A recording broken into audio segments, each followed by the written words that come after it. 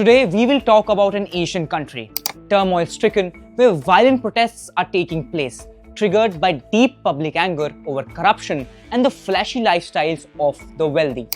No, I'm not talking about Nepal, but Philippines.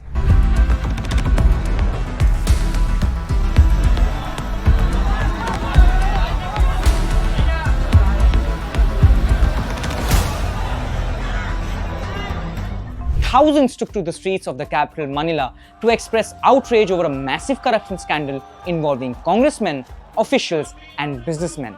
Protesters were seen holding crocodile effigies as a symbol of greed and corruption, as politicians are alleged to have taken huge bribes from flood relief projects.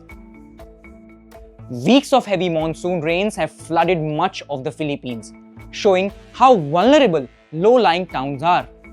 And at the center of the fury are Nepo babies and wealthy families who flaunt their wealth online. People got particularly outraged at a couple, Sarah and Pacifico Discaya, who had the habit of showing off their wealth and collection of luxury cars and SUVs on social media. And this is the same couple who owns several construction companies and won lucrative flood control project contracts. The Discaya couple later identified at least 17 House of Representative legislators and public work officials who allegedly forced them to pay huge bribes so they could secure lucrative flood control projects. Philippines President Ferdinand Marcos Jr. put a spotlight on the corruption scandal in his annual State of the National speech in July. The president also acknowledged the scale of the problem during an inspection of a flood control dam. The dam did not exist. Economic planners have admitted that corruption has claimed 70% of public funds allocated for flood control in Philippines. On September 15th, the President Marcos Jr. said in a speech, "If I wasn't the president, I might be out in the streets with them."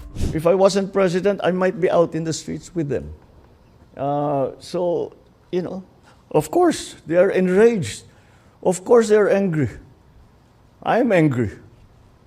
We should all be angry because what's happening is not right. Make them answerable for the wrongdoings that they have done.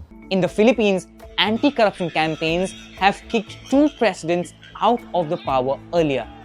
It remains to be seen how fair and just the investigation into the alleged corruption scandal will be, and how the head of the state plans to provide justice to the people who were affected by floods while children of wealthy families flaunted their wealth. This is Yasharth for NDTV World.